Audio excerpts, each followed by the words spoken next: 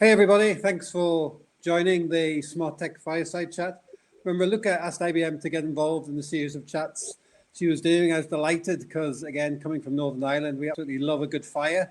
So my favorite one's sitting in the Bushmill Inn, which is a real turf fire. So I know we're all at home at the minute, but again, I just love the idea of the Fireside Chat. So today we're going to be talking to you about incident response, and it is more critical than ever with everybody working from home and these unprecedented times in which we actually find ourselves. So delighted to have two heavyweights from the security industry with us today. So we have Raluca, who's the General Manager of Smart Tech, and Wendi Whitmore from IBM's X-Force Command Center. So I'll let the guys, thanks for waving, that's great. I love a bit of manual interaction, and we will try and keep it interactive, and please ask questions as we go through. So Raluca, I'm gonna pass to you first, and again say please ask questions. So I guess Raluca, we are in unprecedented times. We have seen more events happening.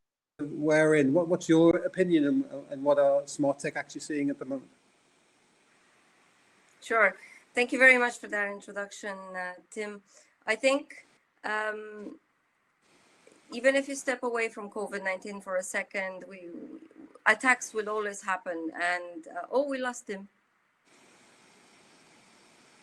Okay, we might just give him a quick minute. It seems that he lost his network. Am I still here? Oh, you're still here. Okay, I've lost the camera. Sorry. Okay, so cool. I mean, if you look at what's been happening over the last few months, for example, I read a recent study that COVID-19 is blamed for nearly 240% surge in cyber attacks since February. So an interesting point to make there is that there appears to be an increase in financially motivated attacks right now. And the first US confirmed case became a quick note to see that there was a spike, right?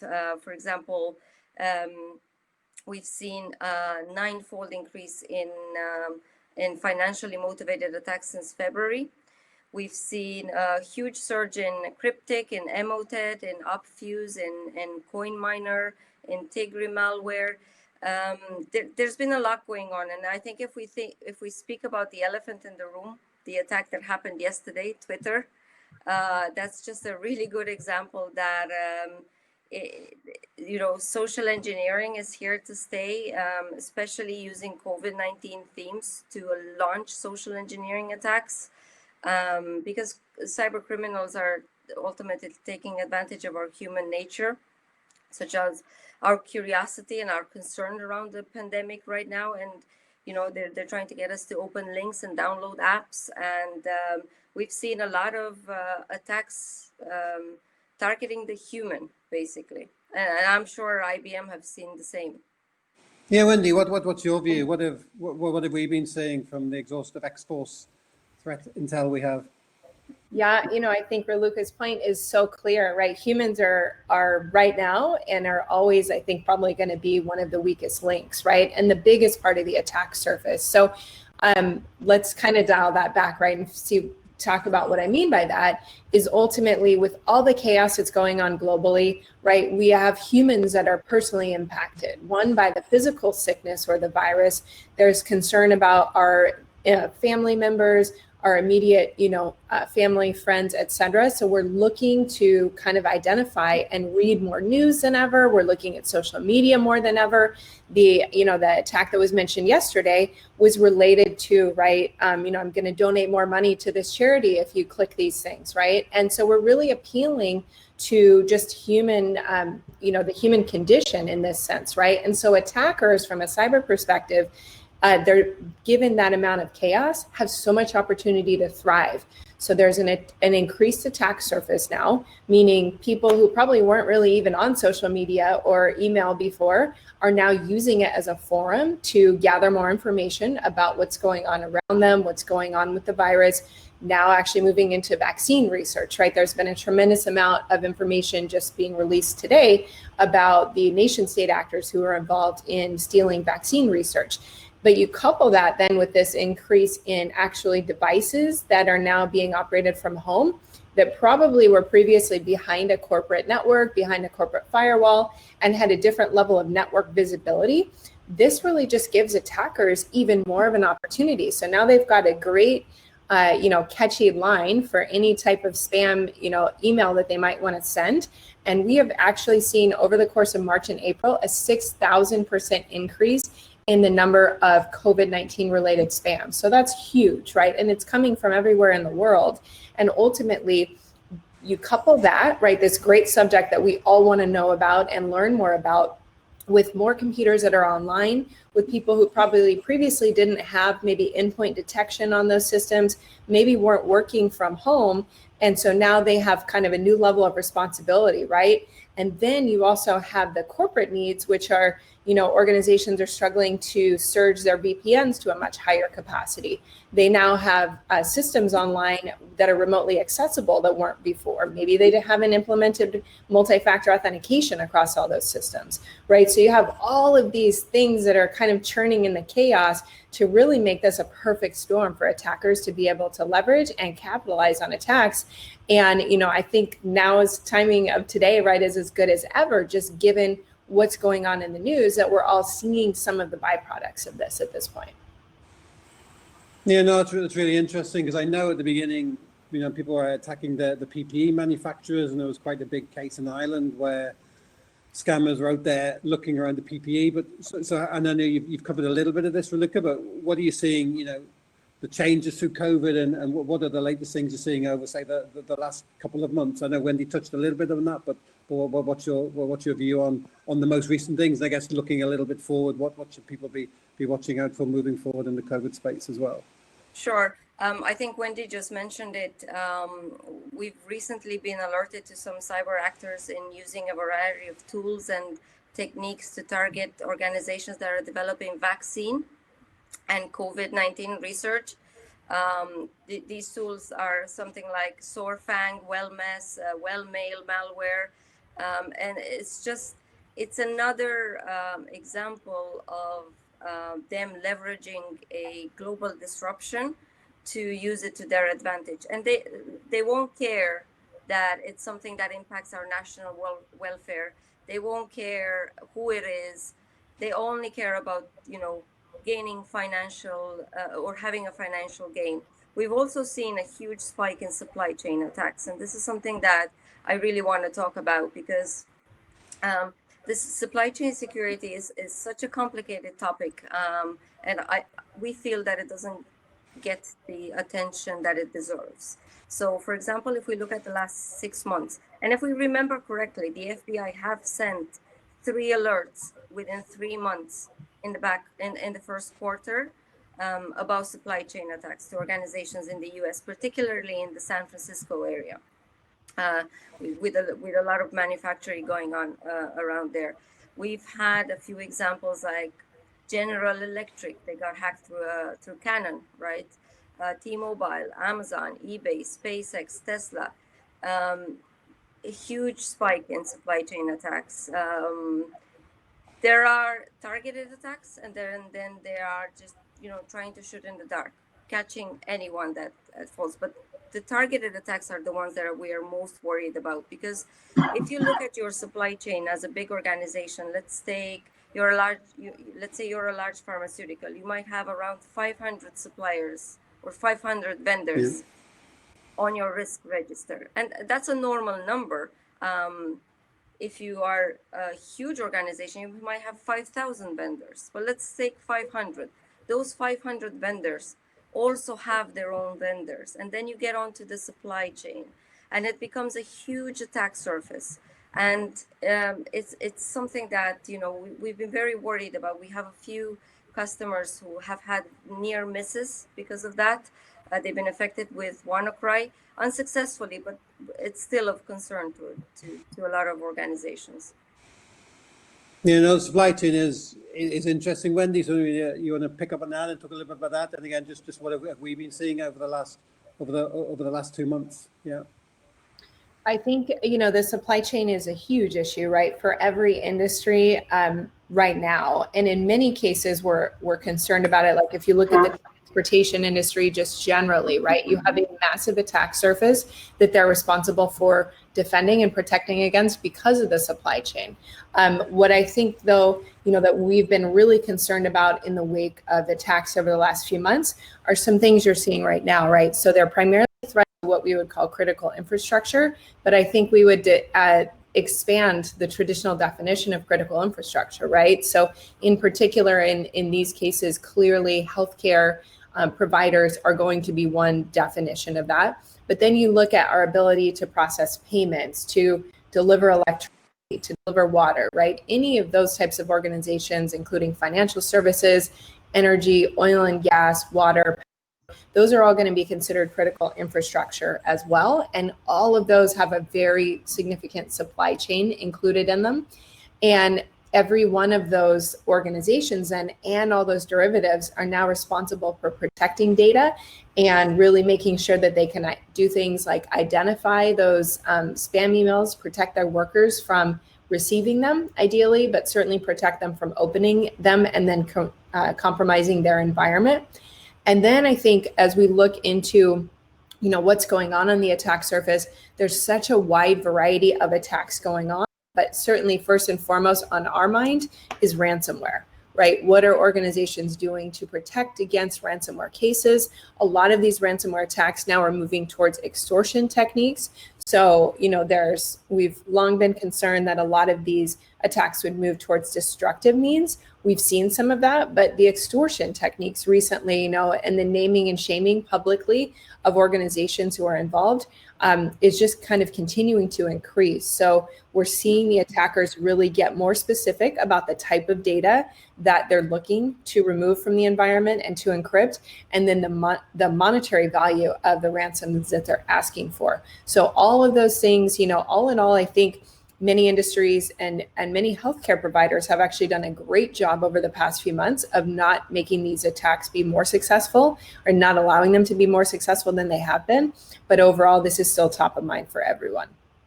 If I may add, I totally agree with what you're saying.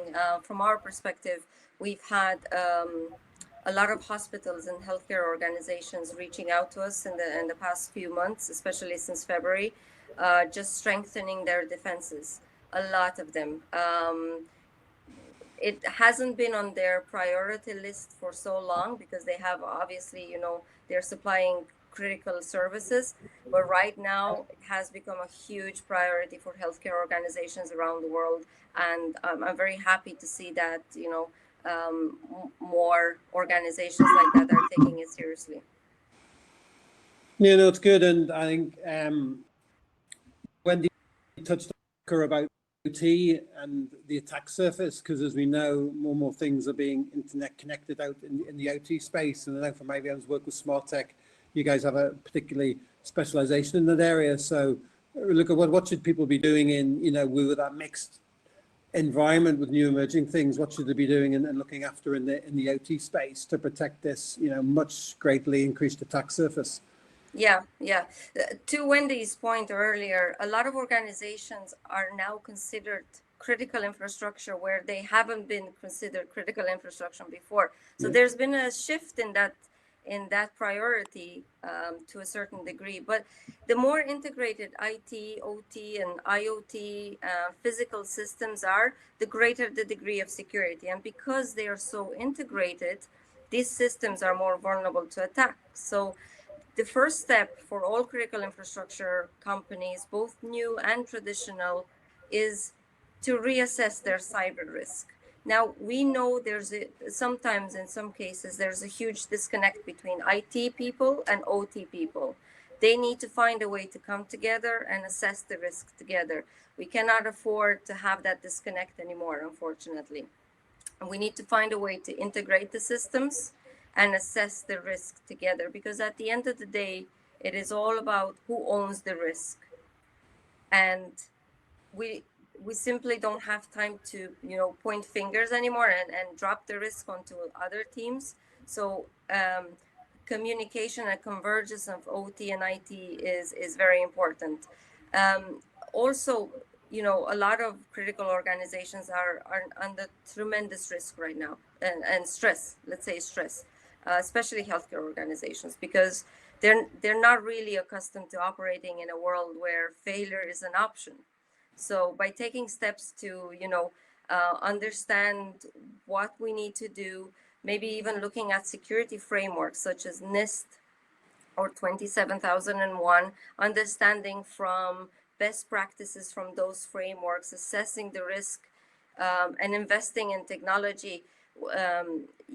It is really important to start investing in the right, you know, threat intelligence and asset management technologies.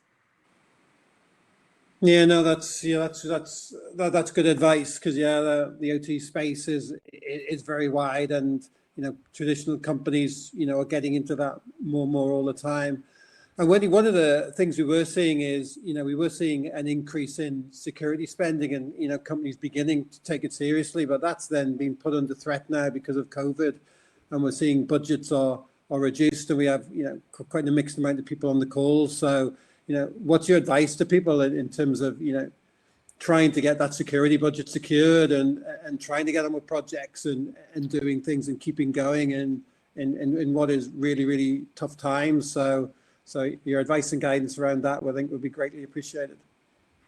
Yeah, so Tim, that's a great question. And interestingly enough, we've seen a bit of both, right? So we've certainly seen organizations who have said, you know what, we're going to put this spending on hold for now because we have other priorities. Maybe they include, you know, making sure we can deliver these services to our employees. And so we have to shift some budget to the CIO's office or the CISO's office, right, during this time. But we've actually had a number of other organizations who have also said, hey, you know, we executed on a 5-year plan in a matter of less than 5 days because of the criticality of so many of these measures. So we're really seeing organizations, to your question, we've seen them prioritize security, right? And prioritize making sure that they are able to deliver services to their employees and to their clients, but also do so in a secure way. That said, I think if you're an organization that is struggling, because there are so many organizations that are struggling with budget, I would focus on prioritizing what's absolutely most critical, right? So one, making sure that if you know, previously, for example, had dedicated more visibility to your network infrastructure in your environment with the idea that you could catch what's going out or coming in at the perimeter, then you probably need to make sure that you've got some some increased visibility on your endpoints now, because you no longer really have the same traditional network perimeter. So looking at software technology, ideally in the EDR space, it's going to give you visibility into what your users are doing and what an attacker might be doing if they actually have access to one of your endpoints. That's critical. I think next is looking at your data that's most critical, and then verifying it against what's remotely accessible. And from there, we want to ideally, for any systems, applications, databases that are accessible remotely, we want multi-factor authentication available on those.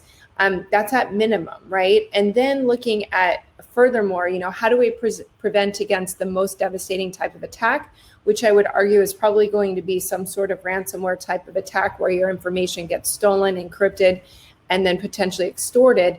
I would look to make sure that you can identify which data of ours is most critical, what can we absolutely not operate without, and then make sure that you've got backups of it, make sure we're testing those backups, and that data is also available offline, that the backups aren't always connected to the network on a 24/7 basis. Because if you have access to the data, you know it, then ultimately a ransomware attack, even if it were to, to go within your entire environment, it's not going to have impact because of the fact that you already have data you can restore from and ultimately get back to work.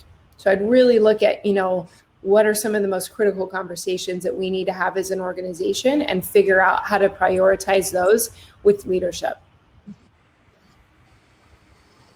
Yeah, no, that's interesting. I guess to wider expand, Raluca, I guess from your experience, we're seeing, you know, organizations coming and monetizing this whole thing, which I guess builds on the budget things. But you know, but what are you doing to help organizations, you know, prevent these new attacks and things coming in as a a managed service provider in smart tech. Sure. Back to the earlier point, we've seen both scenarios as well. We've seen budgets being cut and budgets being increased. What we're doing to help companies is, because we anticipate that many organizations are going to change their budget approval process in the next few months, which will affect hiring and buying products. So hiring security stuff and buying products. One trend that we're seeing grow is companies are looking to outsource their security a little bit more nowadays. So they outsource their operations, and they're also adopting more cloud solutions and SaaS models. So, and of course, they're prioritizing products as well, like you said. So they're looking at what do we need most critically right now, and then maybe let's take the example of a SIM solution. For a lot of organizations, a SIM is a luxury because they may not afford it.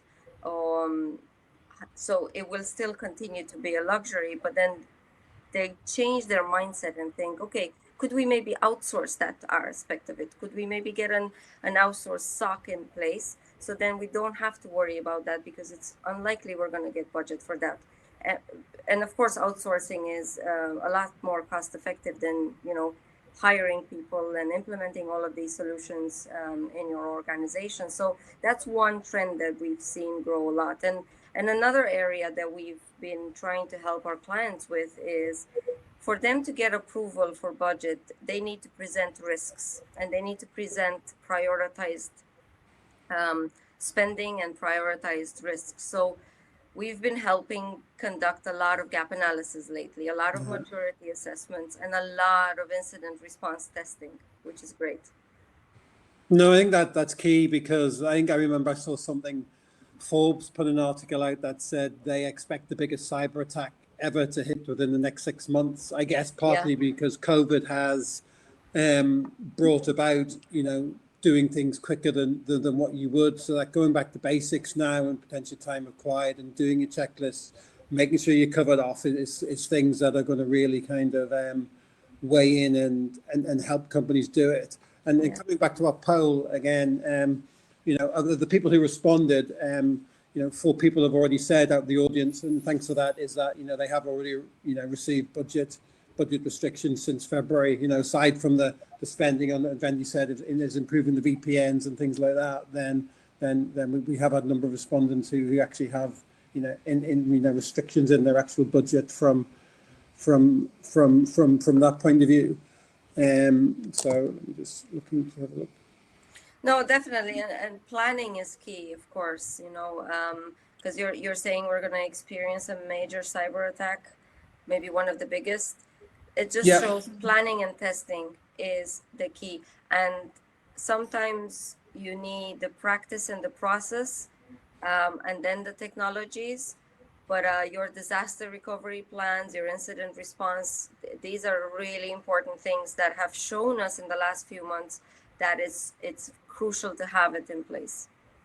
Yeah, no, that's right. And I think you mentioned on it, because obviously with COVID, I think we've moved ahead. The remote working thing has moved on in a huge paradigm, but also, the adoption of cloud as well, which is coming into play as well. So again, as part of the whole security approach, and again, I'll pass it to you both, how should we be approaching the whole adoption of cloud? You mentioned cloud from a SaaS model, Raluca, in terms of ease of implementation of security products, but as customers move, evolve digitally more and more as well, to improve the consumer experience. What are you seeing around the whole aspect around cloud and securing the cloud as well moving forward? Yeah, I mean, if you look at the last few months, a lot of companies have been basically forced to go in, and adopt cloud solutions in a very speedy way. One of the most important things to consider is that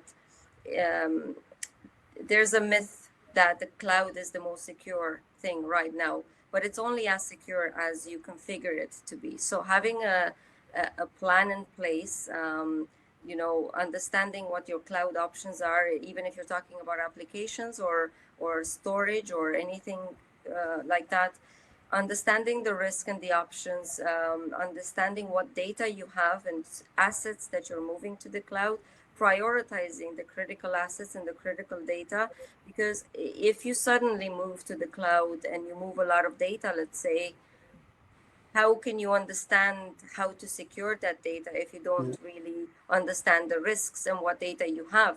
And if you have legacy systems in place, then it becomes even more difficult to understand what you have. So a lot of companies are struggling with understanding their assets, understanding their data before they move to the cloud. A lot of people are choosing to have hybrid options because 100% cloud may not suit them, just because of those reasons that I mentioned before. Legacy systems, a lot of old data that we can't afford to move without, securing it first.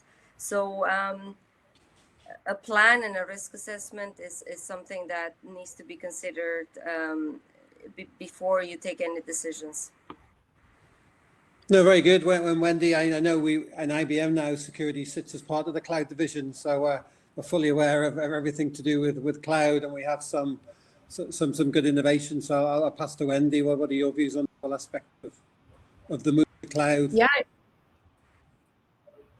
Right. So I really think that, with cloud, one of the maybe common misconceptions is if that you move and shift data and information to the cloud, that you no longer have to worry about its kind of security, right? And the reality is that still needs to be a shared responsibility, and that so many of these attacks in the cloud are due to misconfigurations, right? Either it's a misconfiguration, maybe it's a default setting that's left in a system that ultimately allows and enables some sort of remote access to occur and causes that data to be not as secure. So we've talked about the importance of incident response planning, and I'm going to get back to that in a minute. But I also think the importance of having a plan specific to the cloud, making sure that you've tested your ability to can you access the data there in terms of the response planning and the roles and responsibilities defined? Let's make sure that there's some that are designed specifically for cloud data sources so that we don't confuse those or think that they're somehow different, right, than regular incident response planning. And some of the most important things for organizations to think about there are just to make sure that you're testing frequently, right? A lot of organizations we see will have a plan, and they might have a really fantastic, well thought out plan, but they put it on paper once and then they never looked at it again. And they haven't revisited it, and they haven't looked to see, are all of these things still applicable in our organization? Do all of these employees still work here? Do we have these same systems in place, the same authentication to these devices? All of those things need to be tested as part of a plan, and we would recommend that be done at minimum quarterly within an environment, right? The more often you can do it, the better. The more scenarios you can test against, the better. Even if it's just kind of doing a walkthrough with the security team on a monthly basis, that's going to be better than not ever testing it whatsoever. No, I fully agree. And I'm going to share some glimmer of good news. We've actually had 2 of our respondents who said they haven't had their security budgets cut. Unfortunately, 5 people said they did have their security budgets cut. So we are seeing some pressure coming. And on top of that, Wendi, we just had the poll in, and quite a few people have actually been monitoring their incident response plans on the back of COVID, I guess, because bringing in the whole aspect of which we never thought about before, where are people going to be? Because traditionally we've assumed when we're implementing these things that people will actually be in the data centers and being able to touch the kit, which is, I guess, moving away. So it's good news that people have actually been updating their incident response plans as well, which is fantastic. And so we're moving on to, there was quite a good report written by an insurer called Hiscox, which I quite liked. Sorry, I've animals and dogs. So the dogs are in my background, so I'll go on mute shortly. But in terms then of what to do with ransomware, obviously, if somebody did get hit with a ransom, what's the best approach to that? Because in the Hiscox report, it said that actually 6% of companies who actually received the ransomware actually paid, which I was quite surprised at. I thought that was actually quite high. So I'd love to get your views on avoiding that and the whole horror stories around, your worst nightmare when that has actually happened to your company and your organization. Sure, I can go first if that's okay. As a security services provider, we of course always encourage companies not to pay. And there's a reason for that. We don't want these organizations to grow any bigger. And there's always the risk that they won't decrypt your data even after you pay. But it is a decision that they have to consider carefully. So, I mean, the affected organizations, because not all organizations can afford losing their data or having their systems down. For example, certain companies can lose millions within minutes. So operation disruption is a definite no for them. We still encourage them not to pay, of course, but we understand that if it comes to that, some organizations are forced to pay, because even if they have backups, restoring the data from backups might end up costing them more than paying the ransom. And then they have to take a difficult decision, especially if you look at the recent attacks from Maze, the Maze ransomware group, where they threatened that if you don't pay, they release the data publicly. So it's become a second level of extortion, right, that the companies are facing is, and they are targeting IT services providers with very sensitive data. If you look at one of their recent targets, Cognizant would provide services to some of the biggest companies in the world, and they have access to very sensitive data, IP, personal information of thousands of employees. When they got hit with Maze, they had a decision to make. Do we pay or do we have this data released? Now, I don't know what happened there in the end, but it's just an example of the type of extortion that's going on these days. Yeah, so I think Raluca has a lot of great points, right? So we've seen kind of the dynamic shift in terms of in 2016, our reporting showed that 70% of ransomware victims in the study that we conducted that year had actually paid a ransomware. So 70%, that's very significant. But in 2019, then we've started seeing a lot of shift away from that in terms of specifically the governments within government organizations, so cities and local municipalities within the United States who are getting hit and were electing not to. And in particular, just the general public's awareness of ransomware has increased a tremendous amount. And so they're putting pressure also on organizations not to pay. So I think, and Raluca hinted on this as well, but it's a really common misconception that there's a decision that either you can pay the ransom or fix the problem. And that's not the reality of how it works, right? If you pay the ransom, you still have to fix the problem, and you're going to continue to incur, a number of costs related to that, whether that's infrastructure costs, getting the data, et cetera. And there's a significant amount of work to be done if a ransom is paid and you get the data back, because you typically have to then manually decrypt the infected devices to restore the data. And it's not guaranteed that any of those files are going to be really seamlessly put back together, if you will. So that's a tremendous amount usually of manual work. And, at this point, depending on who the attacker is, some of them are more consistent about actually, ensuring you get your data back, but many are not. And so many organizations will pay and then identify that they don't actually get the benefit of the data back in one piece, or they have to jump through a tremendous amount of hoops to do so. So I think the most important thing here is just remembering that when we do pay ransom, we really give threat actors motivation to continue to increase these type of attacks and to increase the price that they're charging for them. So really a far better approach that we recommend to all of our clients is just making sure that they're putting in prevention mechanisms in place as much as possible. And again, if you've got your data backed up, even if you are the victim of a ransomware case, you're going to have access to the data that you can restore, and you don't need to engage in any of these discussions about whether you're going to pay or not. Yeah, no, that's very true. And again, our audience have come back, and it is a very, emotive subject, and we're split kind of 50-50 between people who would pay a ransom and pay not. And I guess it comes back to reputational damage as well. Now, if your users or your people find out you pay the ransom, then people will have views on that as well. So your customer user base may or may not like that. And these days it's very prevalent. Information has a way of getting out and finding out. So your reputation, which is what it's all about, and more findings are showing the damage after attacks.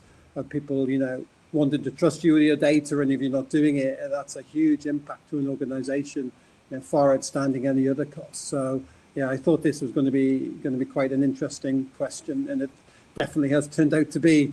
So moving on, so we've had either we haven't paid the ransom or recovered, but we've had some disruption to the business. We found that an awful lot of companies in these kind of situations then increase their spending around crisis management. And I know it's one of the big focus areas of IBM, Wendi. So, and that's pretty much what X-Force is, and, the ongoing and the other things. So let us know, if they have the increased budget and they want to do something and they want to prevent it, they want to get better, Wendi. How do you recommend, if they do get some budget or increased budget in an area, how should they optimize, and how should they go about spending that money? Yeah, well, as I mentioned, I'm a big fan of really prioritizing based on risk. And so I think one of the first things we want to make sure that if you've got the budget to do it, that you're testing your plan and that you're making sure you have access to your most critical data and devices in the event of an emergency. So I would allocate some funding towards doing that first and foremost, making sure that we've got a tight communication plan. And then I'd really focus on what's going to make the biggest impact to the organization. Is it things like, remote multi-factor authentication to remote devices, for example? If we don't already have that, let's make sure that we do moving forward, right? Is it things like getting out coverage on endpoints, right, that previously were within inside the infrastructure and inside the network? I would be really a huge fan of making sure that organizations can do that, because then you're just going to have the ability to make decisions much more quickly, right? And we, a couple months back at the onset of the pandemic, the IBM CIO, Fletcher Previn, actually gave a presentation where he talked about a big part of their strategy was actually shifting some information and some technology spend from the network to actual endpoints and implementing EDR in a much more widespread capacity. That then gave him the confidence that he had visibility into these different environments and could make good decisions based on that. So those types of things are critical.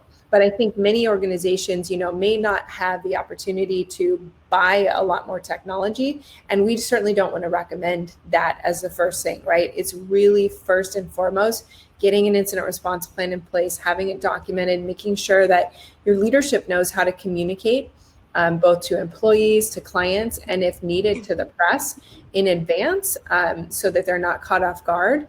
And ultimately making sure that you're testing your ability to detect those on a frequent basis. Thanks, Wendi. Raluca, your insight? Yeah, I would 100% echo that. And the incident response plan is very important. And we've seen cases of organizations not prioritizing incident response and, for example, just writing a few incident plans for the sake of it, basically, just to have something in place, and missing key information like who do we call in case of an attack? Like, is there a person to call?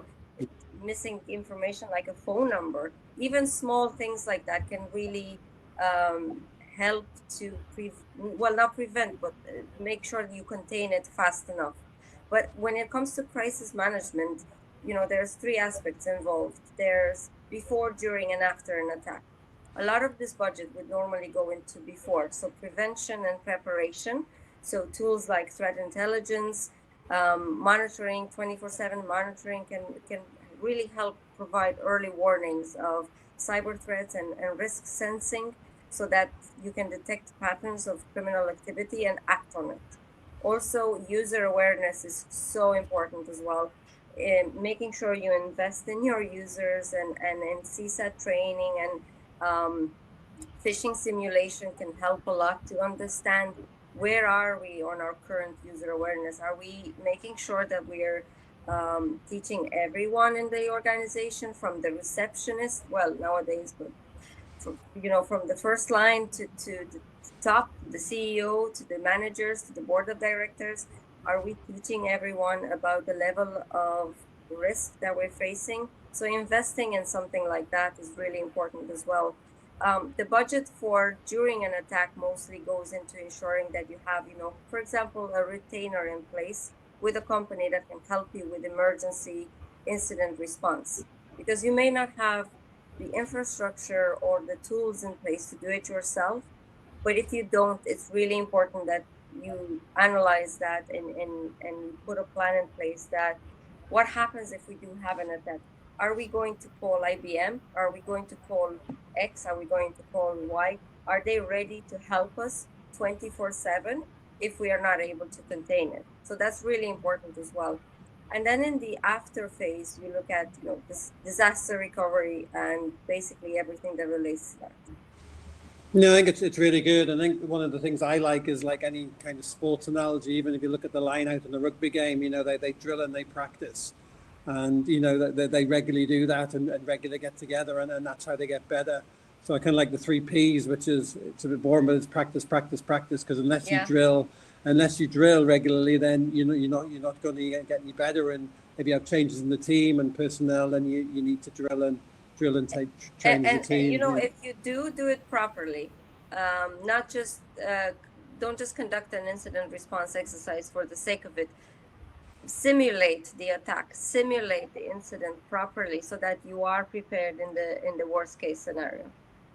Yeah, no, I think that's good. Take people out, play with it. It really is down to the human interaction thing at a time when, well, we've all been stressed with COVID, but nowhere near the shape or form of what it would be like during a proper crisis. So being prepared for that and the level of pressure and stress, we hope doesn't hit, but if it does, then practicing it really, really helps. Yeah, exactly. Absolutely.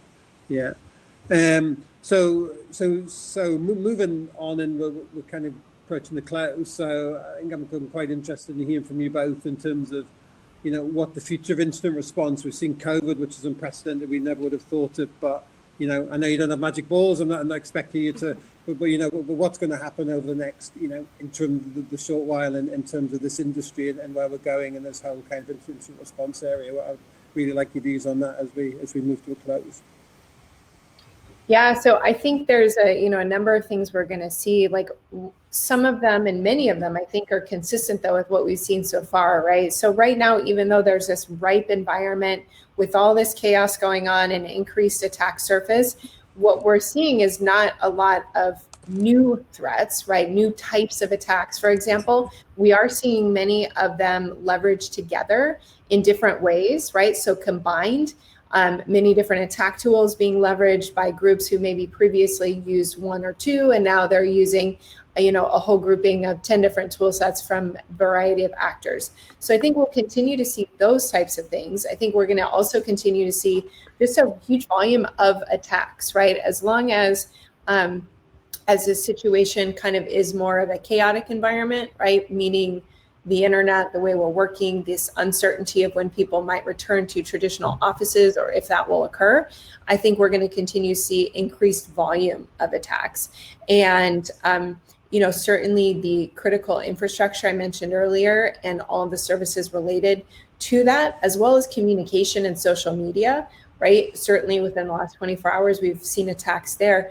Those are all going to be continued targets. So I think it's really important that we look at security certainly being a priority from a leadership perspective, right? That's a top-down approach, but it also has to be increased awareness of all of us as individual citizens who are looking to protect our data, to remain vigilant and make sure that we can try to lower and lessen our personal attack surface, right? So things like making sure that you're not using the same password for every single account that you have, making sure that you have two-factor authentication, right, for as many devices as you possibly can. Now it's interesting, and I think there's going to be a lot more information coming out about the Twitter attack in particular, because I'm sure that many of the users who were implicated did have two-factor authentication on their devices, and we're certainly hearing that it was more at the corporate level, right, than at the individual account level user. That said, we still have to do everything we can to make sure we keep our data as protected as possible so that new types of attacks moving forward can be less effective. Thank you, Wendi. Raluca, before I come to you, I'm just going to ask Ruth if there's been any questions from the audience while we're waiting, because we're going to pass to Raluca, and if there's some questions, then we'll take some questions at the end. So Raluca, what's your view on the future of incident response? So if you have any good questions, have a think now, the audience that's out there, and if you want to ask either of these two anything at all, we know we'll get an answer back to you. And Raluca, over to you on the incident response question. Yeah, and I echo definitely what Wendy's saying. We're not necessarily going to see new type of attacks, but we're going to see more of them. Uh, Critical infrastructure and supply chain attacks are definitely going to be bigger and more prevalent. DDoS attacks, especially because everyone is moving to the cloud. DDoS attacks on cloud infrastructure are going to be are probably going to be more prevalent. Data, we're creating so much data, it's becoming much more important to secure it, so we're gonna see a lot of attempts to steal data, which is still happening. For example, we've seen a few criminal gangs on the dark web selling Citrix databases, for example, containing 2 million users' information, and they're selling it for $20,000. We've seen quite a few examples of those. So there's going to be a lot of data theft and data leakage, which isn't something new necessarily, but there's going to be more of that, especially as with people, like I said before, they're moving to the cloud. So they're transferring this data.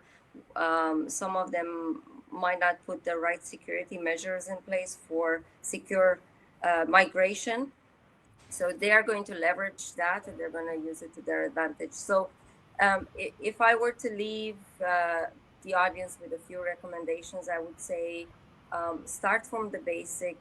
Like you said, Wendy, password security is still one of the most basic things. It's so important. We've seen horror stories when it comes to password security. We're doing a lot of penetration testing for our customers. And a lot of the gaps that we found are due to weak passwords. So it's definitely a trend that continues. User awareness is so important as well. Having incident response plans in place, testing them properly to make sure that they're effective, and conducting risk analysis. And of course, security monitoring is just so important nowadays with all users spread around the world with all sorts of sites. We don't have the network security in place the same way we did it 6 months ago. So monitoring that behavior on a constant basis is really important in order to prevent. That's brilliant. Ladies, thank you very much for your time this afternoon. And just as a final closing thing, Wendy's team produced an instant response game, which is available online. We call it Terminal. It's about protecting an airport. So we'll share that link. And Wendy and the team has also, IBM works in conjunction with Ponemon, which is a big institute about new threats and new research things. So we're not going to ask Wendy about any information that's coming out in the report, but we will be producing the report shortly. When that becomes available, we'll let you know, because I'm sure we'll have some interesting facts about COVID and just the new attack surfaces and what's happening. So we'll share that via Smart Tech as well. So I'd like to thank you, everyone, for joining, and I really enjoyed it. Really nice to meet you both virtually, and I hope you all enjoyed it. Thank you very much for your time. Thank you very much. Thanks, Raluca. Thank you. Thank Andy. you. Cheers, Thanks, guys. Tim. Thank you. Bye. Bye-bye.